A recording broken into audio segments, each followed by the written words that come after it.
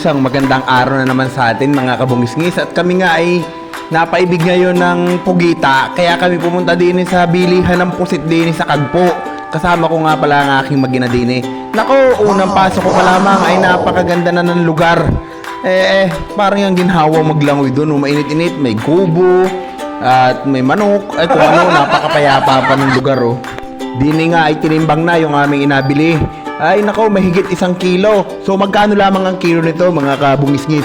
Sa iba daw ay nasa 300 ang kilo ng pugita. Dito sa amin ay 150 laang ang kilo. So mahigit, tinawad na sa amin yung mahigit na 2 guhit. At pagka-uwi nga namin ay agad naman nilamas ni Mrs. sa asin yung pugita para matanggal daw yung parang laway-laway, yung madulas baga. At talaga namang napakahirap tanggalin ito kung hindi mo lalamasin sa asin. At ang binabalak nga namin gawin din sa pugitang are, gawin naming sisig pugita. Ngayon lamang kayo makakakita ng sisig pugita. At are, napakadalang namin gawin ni Mrs. Din sa amin sa Marinduque, makakabili ka kaagad ng mga ganaring pugita. Hindi katulad sa ibang lugar. Kasi dito sa amin, napakayaman sa laman dagat. Tulad ng sardinas. Joke lang.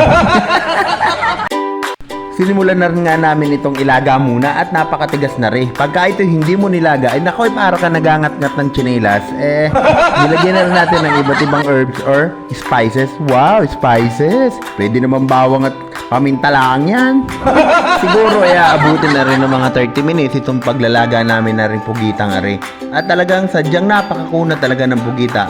Yung iba nga hindi na nilalagyan ng tubig pero kami nilagyan namin ng tubig at kung sa daw rin nakataas. Pero sa amin para mas madaling lumambot, hindi nilagyan na rin namin ng tubig.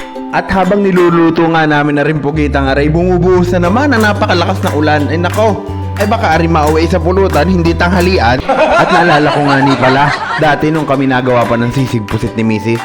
Ay ang aking bayaw na si Richard De La Rosa Pogi ay tumikim nung aming inagawang pusit.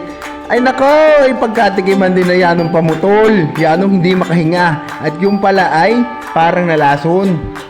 Kaya guys, kung kayo merong allergy sa pusit o kaya sa pugita, wag na kayong subukang tumikim. Kasi napakadelikado din pala nito.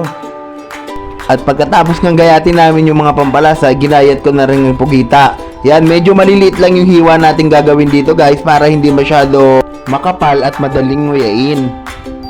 Yung mga ganarin lutuin ay napakasarap ay sa alak, lalo na kung may katabi kang pogi katulad ni Danny.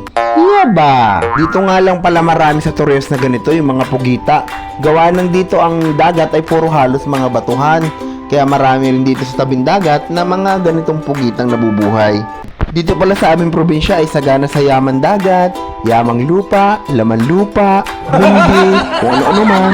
Lagay nga natin dito sa kawali guys ay medyo nagtubig siya, kaya medyo pakakatigan natin siya ng konti. Dapat sakto lang talaga yung gayat natin dito guys para mas madaling maluto. Oh, teka lang, may buwan. Ay, si Pacboy pala. Birthday nga pala ngayon ni Pacboy kaya nandito siya sa bahay. Ganito lang simpleng pagluto nito mga tropa. Medyo magmamantika na yan kasi nawala na yung tubig kanina. Halu-haluin lang natin hanggang sa mas lumambot pa yung ating pugita. Binuhos na nga natin dito mga tropa yung sibuyas. At ito nga sinasabi nila sibuyas daw ay pampael. Wala akong nasabi ko ano, pampael lang yun. Tuloy-tuloy lang yung paghalo natin dito mga tropa para hanggang sa lumabas yung aroma ng sibuyas. Nilagyan ko na rin ng sili para mas spicy. Wow! Ito napakanghang nito guys ha. Isang green tsaka isang pula nilagay natin sibuyas dito. At sa lahat ng mga nag-aaway dyan ng mga kasintahan ha, magbanding lang kayo magluto ng ganito at panigurado. Maya-maya, ay nako, plok na. Bakit baga pati kayo mag-aaway? Pwede naman kayo maglambingan, magyakapan, magkulubong ng kumot, pagtagu-taguan, magbahay-bahayan, at At sa tingin ko ba naman ay napakasarap na rin ginawa namin sisig Ngayon lang kayo nakakita ng garne ay gayahin ninyo. At yanong sarap na pulutan na rin. Tapos na nga namin lutuin yung aming sisig at naari ang resulta, napakasarap tignan.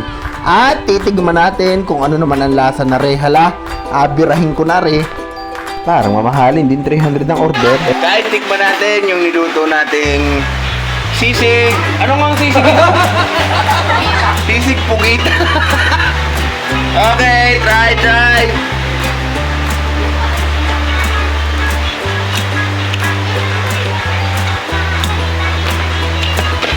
Masarap siya. Dapat sa matigas. Nakakaubos ng pasensya? Hindi, masarap. Buka yung gumawa ng ganito. At dito na nga ay tumikim na si Fuckboy o si birthday boy ngayong araw. Nako ay nandini ngayon, namumroblema ko sa kami makuha ng pulutan. Inapakuha ko ng manok kung saan dangan lang. Okay, sa lahat ng ating mga followers at subscriber, maraming salamat sa inyo sa panonood ng ating video.